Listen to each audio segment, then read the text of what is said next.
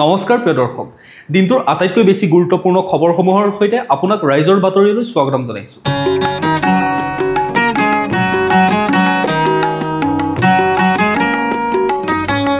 আজি অসমীয়া কাতি মাহৰ 9 তাৰিখ আৰু ইংৰাজী 27 অক্টোবৰ এতিয়া আহিছো আমি প্ৰথমটো খবৰলৈ অসমত অহা সপ্তাহৰ পৰা নিৰ্বাচন আয়োগে আৰম্ভ কৰিব বিশেষ ভোটাৰ তালিকা পুনৰীক্ষণ প্ৰক্ৰিয়া হাজু হওক ভোটাৰসকল নিৰ্বাচন আয়োগে অহা সপ্তাহৰ পৰা 10ৰ পৰা 15খন ৰাজ্যত আৰম্ভ হ'বলগীয়া নিৰ্বাচনী তালিকাৰ প্ৰথম পৰ্যায়ৰ বিশেষ নিবিড় সংশোধন প্ৰক্ৰিয়া আৰম্ভ কৰিব বুলি এক খবৰ ওলাইছে নিৰ্বাচন আয়োগে প্ৰাৰম্ভিক পৰ্যায়ত অসম তামিলনাডু পুডুচেৰী কেৰালা আৰু পশ্চিম বংগকে ধৰি 2026 চনত বিধানসভা নিৰ্বাচন অনুষ্ঠিত হ'বলগীয়া ৰাজ্যসমূহ সামৰি লৈছে অহা সপ্তাহৰ মাজভাগৰ পৰা নিৰ্বাচন আয়োগে আনুষ্ঠানিকভাৱে এই অনুশীলন কৰাৰ কথা ঘোষণা কৰাৰ সম্ভাৱনা আছে ইতিমধ্যে বিহাৰত ভোটাৰ তালিকাৰ পুনৰীক্ষণ প্ৰক্ৰিয়া সমাপ্ত হৈছে য'ত 30 ছেপ্টেম্বৰত প্ৰায় 7,42 লাখ ভোটাৰৰ নামৰ সৈতে চূড়ান্ত তালিকা প্ৰকাশ পাইছিল এতিয়া আমি পৰৱৰ্তী খবৰটোলৈ নলবাৰীৰ টিহু বিধানসভা সমষ্টিৰ কৰ্মী সভাত মুখ্যমন্ত্ৰীক তীব্ৰ সমালোচনা অসম প্ৰদেশ মহিলা কংগ্ৰেছৰ সভানেত্ৰী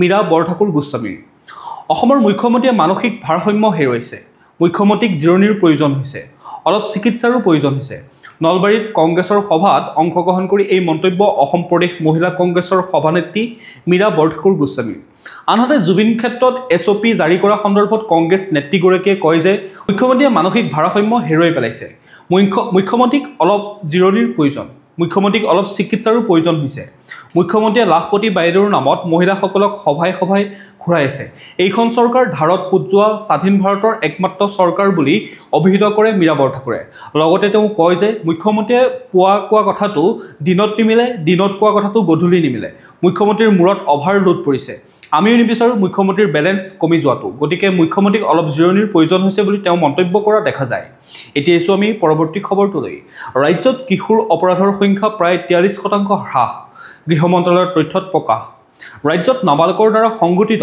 অপৰাধৰ ঘটনা আৰু ভাৰতীয় দণ্ডবিধিৰ বিভিন্ন ধাৰা আৰু বিশেষ আৰু স্থানীয় আইনৰ দ্বাৰা এই সন্দৰ্ভত পঞ্জীয়ন হোৱা গোচৰৰ সংখ্যা হ্ৰাস পাইছে বুলি গৃহ মন্ত্ৰালয়ৰ এক তথ্যত প্ৰকাশ পাইছে গৃহ মন্ত্ৰালয়ৰ শেহতীয়া চৰকাৰী তথ্য অনুসৰি 2023 চনত অসমত আইপিচি আৰু এছএলএলৰ বিভিন্ন অপৰাধত নাবালকৰ বিৰুদ্ধে মুঠ 140টা গোচৰ ৰুজু হৈছিল য'ত 2022 বৰ্ষত এই গোচৰ ৰুজু হোৱাৰ সংখ্যা আছিল 246টা অপৰাধবোৰ এনে ধৰণৰ আছিল ডকাইতি আত্মহত্যা চুৰি ধৰ্ষণ হত্যা মহিলাৰ বিৰুদ্ধে অপৰাধ ইত্যাদি কিশোৰজনিত অপৰাধ হ্ৰাস পোৱাটো ৰাজ্যখনৰ বাবে এটা নিশ্চয় ইতিবাচক খবৰ এতিয়া আমি পৰৱৰ্তী খবৰটোলৈ এছিয়া বুক অফ ৰেকৰ্ডছ আৰু ইণ্ডিয়া বুক অফ ৰেকৰ্ডছত নাম অন্তৰ্ভুক্ত মিচিং স্বায়ত্তশাসিত পৰিষদৰ চৰকাৰী সংস্থা হিচাপে গুগামস্থিত মিচিং স্বায়ত্তশাসিত পৰিষদে বৃহৎ সংখ্যক হেয়াৰ টেকনিচিয়ানৰ প্ৰশিক্ষণ প্ৰদান কৰি লাভ কৰিলে এছিয়া বুক অফ ৰেকৰ্ডছ আৰু ইণ্ডিয়া বুক অফ ৰেকৰ্ডছৰ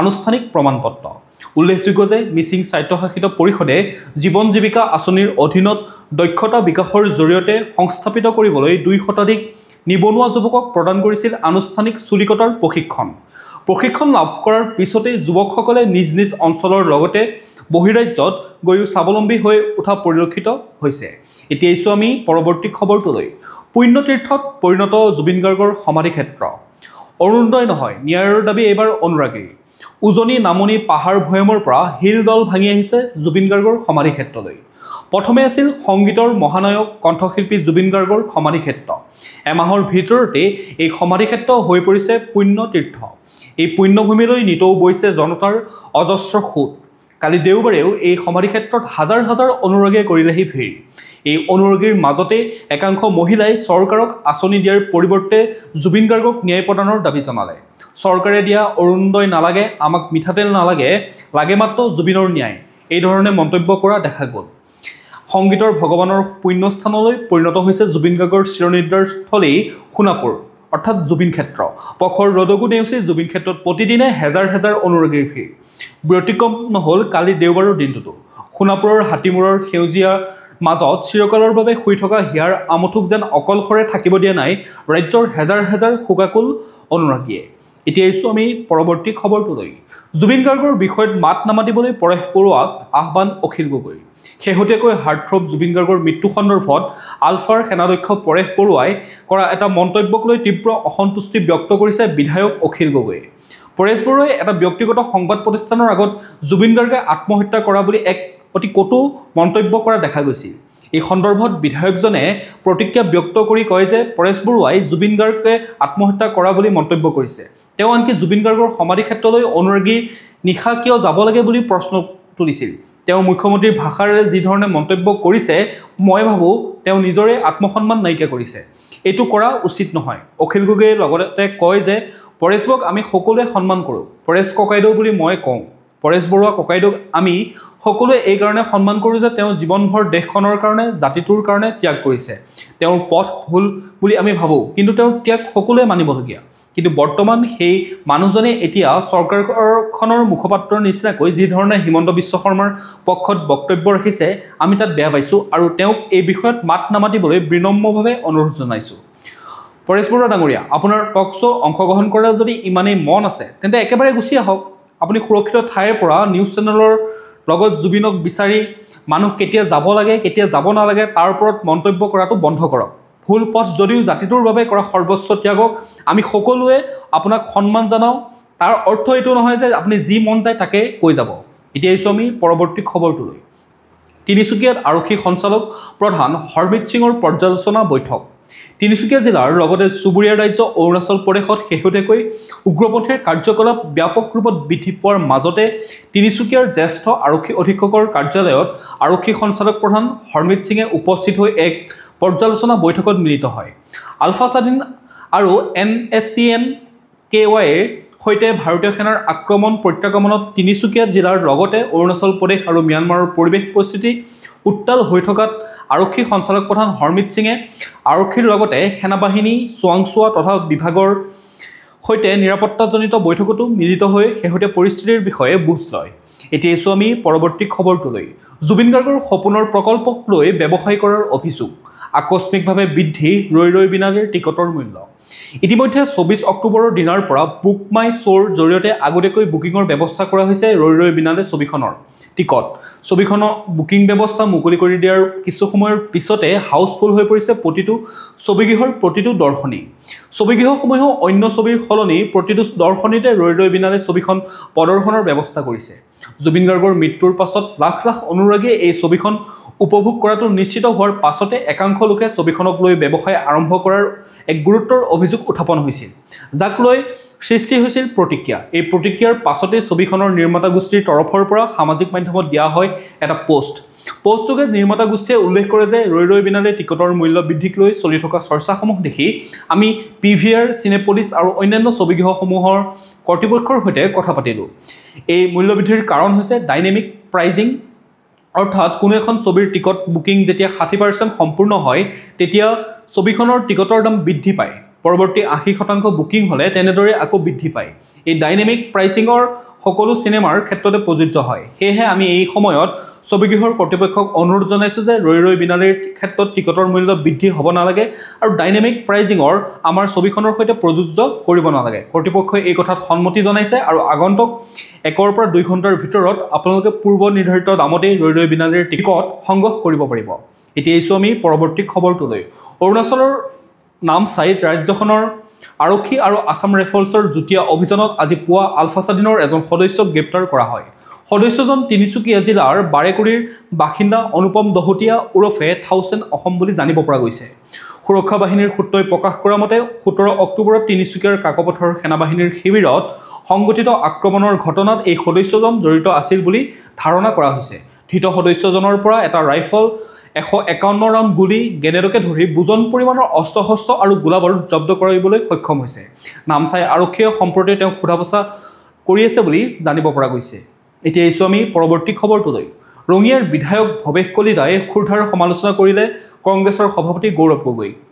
জুবিনৰ নিচিনা মহান আত্মাৰ সমাধিত গৌৰৱৰ লগতে কংগ্ৰেছ কৰ্মীয়ে ন্যূনতম সৌজন্যতা নেদেখুৱাটো দুৰ্ভাগ্যজনক আখ্যা ভৱেশ কলিতাৰ। দেওবাৰে ভৱেশ কলিতাই উল্লেখ কৰে যে গৌৰৱ গগৈয়ে নাজানে অসমীয়া ভাষা। গৌৰৱ গগৈয়ে জুবিন গাৰ্গৰ ৰৈ বিনালে চিনেমাখনক ৰৈ বনালে বুলি কৈ চিনেমাখনকে বিকৃত কৰাৰ অভিযোগ উত্থাপন কৰে ভৱেশ কলিতাই। গৌৰৱ গগৈয়ে অসমীয়া ভাষাই ক'ব নাজানে, তেওঁ আৰু অসমৰ মুখ্যমন্ত্ৰী হ'ব আহে বুলিও কটাক্ষ কৰা দেখা গ'ল বিজেপি নেতাগৰাকীয়ে। ইফালে ইংৰাজী কৈ ভাল পোৱা গৌৰৱ গগৈক ইংলেণ্ডলৈ থাকিবলৈ আহ্বান জনায় ৰঙিয়াৰ বিধায়কগৰাকীয়ে। ৰঙিয়াৰ মনাহকুছিত মন কী বাত অনুষ্ঠানত অংশ লৈ সাংবাদিকৰে হোৱা মুখামুখিত এই মন্তব্য প্ৰদান কৰে বিধায়কগৰাকীয়ে। এতিয়া আহিছোঁ আমি পৰৱৰ্তী খবৰটোলৈ। জুবিন গাৰ্গৰ পৰিয়ালক সাক্ষাতৰ বাবে নিতৌ শ লোকে কাহিলীপাৰাৰ বাসগৃহত কৰিছেহি ভিৰ। তাৰ মাজতে অসুস্থ হৈ পৰিছে গৰিমা শইকীয়া গাৰ্গ। অসমীয়াৰ হিয়াৰ আমঠু জুবিন গাৰ্গৰ ন্যায়ৰ দাবীত ৰাজ্যজুৰি প্ৰতিবাদ অব্যাহত আছে। তাৰ মাজতে প্ৰতিদিনে হাজাৰ হাজাৰ লোকে সোণাপুৰৰ জুবিন ক্ষেত্ৰত ভিৰ কৰিছেহি আৰু মৰমৰ শিল্পীগৰাকীক শ্ৰদ্ধাঞ্জলি জনাইছে। একেদৰে জুবিন গাৰ্গৰ কাহিলীপাৰাৰ বাসগৃহলৈ গৈছে বহু লোক আৰু গৰিমা শইকীয়া গাৰ্গসহ পৰিয়ালক সাক্ষাৎ কৰিছে, লগতে সমবেদনা জ্ঞাপন কৰিছে। তাৰ মাজতে হঠাৎ দেওবাৰে অসুস্থ হৈ পৰে গৰিমা শইকীয়া গাৰ্গ। অসুস্থ যদিও চিন্তাৰ কোনো কাৰণ নাই বুলি বিশিষ্ট চিকিৎসক ডাক্তৰ হিতেশ বৰুৱাই জনাইছে। এতিয়া আহিছোঁ আমি পৰৱৰ্তী খবৰটোলৈ। অসম চৰকাৰৰ প্ৰাথমিক শিক্ষা সঞ্চালকালয়ৰ অধীনৰ ৫,৫৫০টা নিম্ন আৰু উচ্চ প্ৰাথমিক পৰ্যায়ৰ শিক্ষকৰ পদৰ দ্বিতীয়খন প্ৰাৰম্ভিক মেধা তালিকা প্ৰকাশ। অসম চৰকাৰৰ প্ৰাথমিক শিক্ষা সঞ্চালকালয়ৰ অধীনৰ ৫,৫৫০টা নিম্ন আৰু উচ্চ প্ৰাথমিক পৰ্যায়ৰ শিক্ষকৰ পদৰ দ্বিতীয়খন প্ৰাৰম্ভিক মেধা তালিকা যোৱা নিশা প্ৰকাশ কৰা হয়। ইয়াৰ লগে লগে ৰাজ্যৰ নিম্ন প্ৰাথমিক বিদ্যালয়ৰ ৩,৮০০টা আৰু উচ্চ প্ৰাথমিক বিদ্যালয়ৰ শিক্ষকৰ নিয়মীয়া খালী পদত নিযুক্তিৰ বাবে মুঠ ৮,৫৮১গৰাকী প্ৰাৰ্থীক বাছনি কৰা হৈছে। যোৱা ১০ ছেপ্টেম্বৰত ৪,৩৩১গৰাকী প্ৰাৰ্থীৰ প্ৰথমখন প্ৰাৰম্ভিক মেধা তালিকা প্ৰকাশ কৰা হৈছিল। প্ৰাথমিক শিক্ষা সঞ্চালকালয়ৰ সূত্ৰই প্ৰকাশ কৰা মতে এই মেধা তালিকাৰ ভিত্তিতে চূড়ান্ত তালিকাখন প্ৰকাশ পাব। প্ৰিয় দৰ্শক, বাতৰিসমূহ আপোনালোকে চাই থাকিব, লগতে আমাৰ চেনেলটো ছাবস্ক্ৰাইব কৰি লওক আৰু নটিফিকেশ্যন বেল আইকনটো প্ৰেছ কৰি ৰাখক। তেতিয়াহে প্ৰতিদিনে আমাৰ ভিডিঅ'ৰ আপডেটসমূহ আপোনালোকে ৰেগুলাৰকৈ পাই থাকিব। লগতে ভিডিঅ'টো যদি চাই ভাল পায় শেষত এটা লাইক কৰিব আৰু কমেণ্টত আপোনাৰ মতামতো দিব পাৰিব। এতিয়া জানি লওঁ আহক আজিৰ দিনটোৰ বতৰৰ বতৰা। ভাৰতীয় বতৰ বিজ্ঞান কেন্দ্ৰৰ তথ্য অনুসৰি ২৭ অক্টোবৰ ২০২৫ সোমবাৰৰ দিনটো অসমৰ বতৰ দিনটো উজ্জ্বল আকাশৰ লগতে কোনো ঠাইত আংশিকভাৱে মেঘাচ্ছন্ন হৈ থকাৰ সম্ভাৱনা আছে। দিনটোৰ সৰ্বোচ্চ তাপমাত্ৰা ৩২ ডিগ্ৰী চেলছিয়াছ হ'ব আৰু ৰাতিৰ সৰ্বনিম্ন তাপমাত্ৰা ২২ ডিগ্ৰী চেলছিয়াছ হ'ব। সূৰ্যোদয় হ'ব পুৱা ৫:২৯ আৰু সূৰ্যাস্ত হ'ব আবেলি ৪:৪৬। এতিয়া আহিছোঁ আমি ৰাষ্ট্ৰীয় গুৰুত্বপূৰ্ণ খবৰসমূহৰ মাজলৈ। ৫ বছৰৰ অন্তত পুনৰ আৰম্ভ ভাৰত চীনৰ প্ৰত্যক্ষ বিমান সেৱা। ৫ বছৰৰ অন্তত পুনৰ আৰম্ভ হ'ব ভাৰত আৰু চীনৰ মাজৰ পোনপটীয়া বিমান সেৱা। এছিয়াৰ দুয়োখন শক্তিশালী দেশে অতি সতৰ্কতাৰে সম্পৰ্ক পুনৰ গঢ়ি তোলাৰ এক প্ৰতীকী পদক্ষেপ হিচাপে দেখা গৈছে এই বিমান সেৱা। ২৬ অক্টোবৰৰ পৰা পুনৰ আৰম্ভ হ'ব এই বিমান সেৱা। বৃহত্তম বাণিজ্যিক বিমান সংস্থা ইণ্ডিগোৱে চীনলৈ দৈনিক বিমান পৰিচালনা কৰিব। দেওবাৰে নিশা ১০ বজাত কলকাতাৰ পৰা চীনৰ গুৱাংজুলৈ যাত্ৰা কৰিছে বিমানখনে। ইতিমধ্যে ভাৰত আৰু হংকঙৰ মাজত নিয়মীয়াকৈ বিমান সেৱা চলি আছে। তাৰ উপৰিও নৱেম্বৰৰ পৰা ৰাজধানী নতুন দিল্লীৰ পৰা চাংহাই আৰু গুৱাংজুলৈ অতিৰিক্ত বিমান সেৱা আৰম্ভ হ'ব। এতিয়া আহিছোঁ আমি পৰৱৰ্তী খবৰটোলৈ। ৰাম মন্দিৰক লৈ বিতৰ্ক সৃষ্টি কৰিব বিচৰা অধিবক্তাক ৬ লাখ টকাৰ জৰিমনা। ৰাম মন্দিৰক লৈ উচ্চতম ন্যায়ালয়ে প্ৰদান কৰা ৰায়ক প্ৰত্যাহ্বান জনাই বিপদত পৰিল এগৰাকী অধিবক্তা। দিল্লীৰ অধিবক্তা মাহমুদ প্ৰচাৰে আবেদন কৰিছিল যে উচ্চতম ন্যায়ালয়ে ২০১৯ত প্ৰদান কৰা অযোধ্যা ৰায় বাতিল কৰিব লাগে। এই আবেদনৰ পাছতে আদালতে তুচ্ছ, বিভ্ৰান্তিকৰ আৰু ন্যায়িক প্ৰক্ৰিয়াক অপব্যৱহাৰ কৰাৰ অভিযোগত অধিবক্তাগৰাকীক ৬ লাখ টকাৰ জৰিমনা বিহে। দিল্লীৰ পাটিয়ালা হাউচ কোৰ্টে এই ৰায় প্ৰদান কৰে অধিবক্তাগৰাকীৰ বিৰুদ্ধে। এতিয়া আহিছোঁ আমি পৰৱৰ্তী খবৰটোলৈ। ছলমান খানক সন্ত্ৰাসবাদী ঘোষণা কৰিলে পাকিস্তানে। বলিউড অভিনেতা ছলমান খানে শেহতীয়াকৈ ছৌদি আৰবৰ এটা শ্ব'ৰ সময়ত বেলুচিস্তানক পাকিস্তানৰ পৰা পৃথক দেশ বুলি অভিহিত কৰিছিল, যাৰ বাবে এতিয়া ছলমান খানৰ বিৰুদ্ধে চুবুৰীয়া পাকিস্তান খঙত জ্বলি উঠিছে। পাকিস্তানৰ ক্ষোভ এই পৰ্যায়ে পাইছেগৈ যে শ্বাহবাজ চৰকাৰে ছলমান খানক সন্ত্ৰাসবাদী বুলি ঘোষণা কৰিবলৈ বাধ্য হৈ পৰিল। এই বিষয়ে পাকিস্তানৰ গৃহ মন্ত্ৰালয়ে বিজ্ঞপ্তিও জাৰি কৰিছে। পাকিস্তানৰ গৃহ বিভাগে ছলমান খানক 4th শ্বেডিউলত অন্তৰ্ভুক্ত কৰিছে, অৰ্থাৎ তেওঁক সন্ত্ৰাসবাদী বুলি ঘোষণা কৰা হৈছে। এই তালিকা এণ্টি টেৰৰিজিম এক্টৰ অধীনত আহে আৰু ইয়াৰ অন্তৰ্ভুক্ত ব্যক্তিৰ ওপৰত পাকিস্তানত আইনী কাৰ্য চলাব পাৰি। এই সন্দৰ্ভত আনুষ্ঠানিক বিজ্ঞপ্তি জাৰি কৰা হৈছে। যদিও ছলমান খান বা তেওঁৰ প্ৰতিনিধিৰ তৰফৰ পৰা এই বিষয়ত এতিয়ালৈকে কোনো প্ৰতিক্ৰিয়া অহা নাই। উল্লেখযোগ্য যে ছৌদি আৰবত আয়োজিত জয় ফৰাম ২০২৫ত ভাষণ দিয়াৰ সময়ৰ বলিউডৰ অভিনেতা ছলমান খানৰ এটা ভিডিঅ' ছ'চিয়েল মিডিয়াত দ্ৰুতগতিত ভাইৰেল হৈ পৰে। এই ভিডিঅ'ত তেওঁ কৈছে যে এইবোৰ বেলুচিস্তানৰ লোক, আফগানিস্তানৰ লোক আৰু পাকিস্তানৰ লোক প্ৰতিজনে ছৌদি আৰবত কঠোৰ পৰিশ্ৰম কৰি কাম কৰি আছে। এই বক্তব্যত তেওঁ বেলুচিস্তানৰ নাম পাকিস্তানৰ পৰা পৃথকভাৱে লয়। এতিয়া আহিছোঁ আমি পৰৱৰ্তী খবৰটোলৈ 19 শতিকাত ৰচিত বন্দে মাতৰম গীতটোত হাজাৰ বছৰ পুৰণি ভাৰতীয় চেতনা নিহিত হৈ আছে। বেদত এই চেতনা বৰ্ণিত হৈছে পৃথিৱীৰ মাতৃ আৰু মই তেওঁৰ সন্তান। বংকিম চন্দ্ৰ চট্টোপাধ্যায়ে বন্দে মাতৰম ৰচনা কৰি মাতৃভূমি আৰু তেওঁৰ সন্তানৰ মাজৰ সম্পৰ্ক এটা মন্ত্ৰৰ ৰূপ প্ৰদান কৰিলে বুলি প্ৰধানমন্ত্ৰীয়ে আকাশবাণীৰ মন কী বাতত উল্লেখ কৰে। অহা 7 নৱেম্বৰত এই গীত ৰচনাৰ 150 বৰ্ষপূৰ্তি উদযাপন কৰা হ'ব বুলি উল্লেখ কৰি শ্ৰীমোদীয়ে কয় যে 1896 চনত গুৰুদেৱ ৰবীন্দ্ৰনাথ ঠাকুৰে প্ৰথমবাৰৰ বাবে এই গীত গাইছিল। এই গীতৰ শব্দৰ জৰিয়তে সকলোৱে ভাৰতৰ জীৱন্ত আৰু ভব্য স্বৰূপ দৰ্শন কৰে। নতুন প্ৰজন্মৰ ভাৰতীয়সকলক আমাৰ সংস্কাৰৰ সৈতে চিনাকি কৰি দিবলৈ এই উদযাপন কৰা হ'ব বুলি প্ৰধানমন্ত্ৰীয়ে উল্লেখ কৰে। লগতে #বন্দে মাতৰম 150 লিখি শ্বেয়াৰ কৰিবলৈও শ্ৰীমোদীয়ে আহ্বান জনায় সকলোকে। এতিয়া আছোঁ আমি খেল জগতৰ খবৰসমূহৰ মাজলৈ। চীনৰ চেংডুঙত অনুষ্ঠিত 17 আৰু 15 বছৰ অনূৰ্ধ্ব এছিয়া বেডমিণ্টন প্ৰতিযোগিতাত ভাৰতৰ দুটা সোণৰ পদক অৰ্জন। ভাৰতে চীনৰ চেংডুঙত অৱস্থিত 17 আৰু 15 বছৰ অনূৰ্ধ্ব এছিয়া বেডমিণ্টন প্ৰতিযোগিতাত দুটা সোণৰ পদক অৰ্জন কৰিবলৈ সক্ষম হৈছে। ভাৰতৰ চাইনা মানিমুগ্ধই আজি ছোৱালী 15 বছৰ অনুৰ্ধৰ ছিংগলছৰ ফাইনেলত জাপানৰ চিহাৰু টমিটাক 21-14, 22-20 গেমত পৰাভূত কৰে। একেদৰে দীক্ষা সুধাকৰে ছোৱালী 17 বছৰ অনুৰ্ধৰ ছিংগলছৰ ফাইনেলত ভাৰতে আন এগৰাকী খেলুৱৈ লক্ষ্য ৰাজেশক 21-16, 21-9 গেমত পৰাভূত কৰে। এতিয়া আছোঁ আমি পৰৱৰ্তী খবৰটোলৈ। অসম কন্যা উমা চেত্ৰীৰ আজি এদিনীয়া ক্ৰিকেট অভিষেক। মহিলা বিশ্বকাপ ক্ৰিকেটৰ বাংলাদেশৰ বিৰুদ্ধে উইকেট কিপাৰ হিচাপে অভিষেক উমাৰ। তেওঁ ভাৰতীয় মহিলা ক্ৰিকেট দলত স্থান লাভ কৰা প্ৰথমগৰাকী অসমীয়া ক্ৰিকেটাৰ। তেওঁ এগৰাকী উইকেট কিপাৰ আৰু উল্লেখযোগ্য যে তেওঁ 2023 চনত চীনৰ হাংজৌত অনুষ্ঠিত এছিয়ান গেমছত স্বৰ্ণ পদক লাভ কৰা ভাৰতীয় মহিলা ক্ৰিকেট দলৰ অংশ আছিল।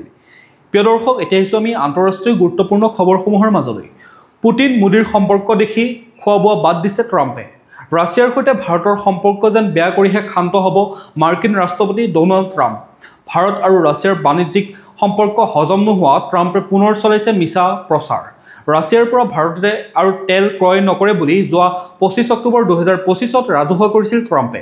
আমেৰিকাই গ্ৰহণ কৰা সৃষ্টিৰ প্ৰতি লক্ষ্য ৰাখি ভাৰতে এই সিদ্ধান্ত গ্ৰহণ কৰিছে বুলি ট্ৰাম্পে সদৰি কৰিছিল।